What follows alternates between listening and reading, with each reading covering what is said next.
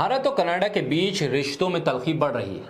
खालिस्तानी आतंकी हरदीप सिंह निज्जर हत्याकांड को लेकर कनाडा के प्रधानमंत्री ने भारत के खिलाफ बयान दे दिया अपनी संसद में। उनके विदेश मंत्रालय की तरफ से भी बयान आ गया। इसके अलावा हरदीप सिंह निज्जर की हत्या के पीछे भारत का हाथ बताकर कनाडा ने भारतीय राजनयिक को निष्कासित भी कर दिया।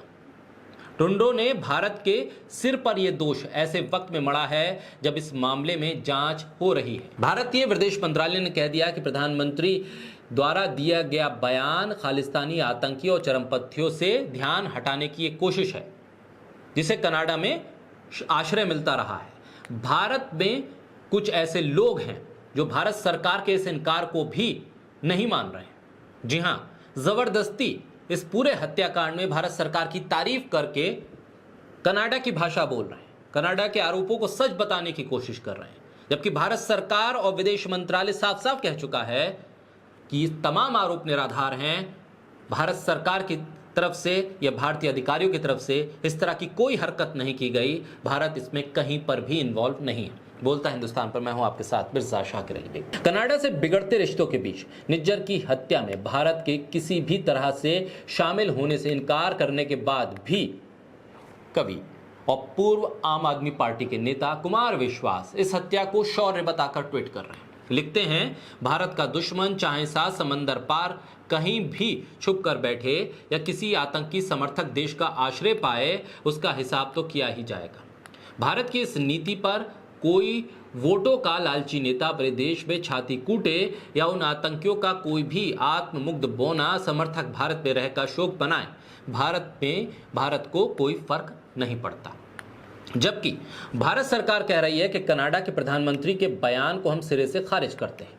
ट्रुडो का बयान बेतुका है कि सिर्फ सस्ती लोकप्रियता पाने के लिए कुमार विश्वास इस तरह का ट्वीट कर रहे हैं। क्या कुमार विश्वास को भारत की सरकार पर भरोसा नहीं है? आखिर कुमार विश्वास क्यों कनाडा की प्रधानमंत्री की भाषा बोल रहे हैं? उनका ये ट्वीट कनाडा द्वारा भारत पर लगाए गए आरोपों को सच साबित करने के लिए तो नहीं है, जबकि हमारा विदेश मंत्रालय बयान जारी करके कह चुका है कि तमाम आरोप बेबुनियाद हैं, सिरे से भारत सरकार इसे खारिज करती है। न सिर्फ कुमार विश्वास बल्कि एक फहरिस्त है उन लोगों की, एक लंबी लिस्ट है उन लोगों की जो इस पूरे हत्याकांड को शौर्य की तरह, सेलिब्रेशन की तरह ट्विटर पर साझा कर रहे हैं। और ये वो लोग हैं जो बीजेपी के समर्थक ट्रोल आर्मी से जुड़े हुए, और ये अपने ट्वीट के जरिए कनाडा के प्रधानमंत्री के बयान को पुख्ता कर रहे हैं। शायद इन लोगों को पता नहीं कि विदेश नीति क्या होती है, और इस तरह के मामलों पर अपने ट्रोल नुमा बयान देकर वो कनाडा की स्थिति को और मजबूत कर रहे हैं। जबकि भारत सरकार साफ कह चुकी है अपने स्टेटमेंट के जरिए कि इस तरह का कोई भी कृत्य भारत सरकार कर ही नहीं सकती। भारत सरकार का इन्वॉल्वमेंट बिल्कुल है ही नहीं। G20 में भी कनाडा के प्रधानमंत्री की कोशिश को भारत के प्रधानमंत्री ने नकार दिया था। उसके बाद भी ये पूरे के पूरे ट्रोल आर्मी जो बीजेपी के समर्थक हैं, फिर भी मोदी सरकार के खिलाफ काम कर रहे हैं, फिर भी मोदी सरकार के स्टेटमेंट को मानने को तैयार नहीं है। कनाडा के प्रधानमंत्री के बयान को ही इंडोर्स कर रहे हैं, कनाडा के प्रधानमंत्री के बयान को ही बड़ा चढ़ाकर बता रहे हैं। ये तो सच साबित करने पर तुले हुए हैं कि कनाडा के प्रधानमंत्री जो कह रहे हैं कि वही सच है, जबकि भारत सरकार साफ कह चुकी है ये तमाम आरोप निराधार हैं, हम इनके आरोपों को खारिज करते हैं, चाहे कनाडा के प्रधानमंत्री ने ही अपनी संसद में ही क्यों ना दिया हो।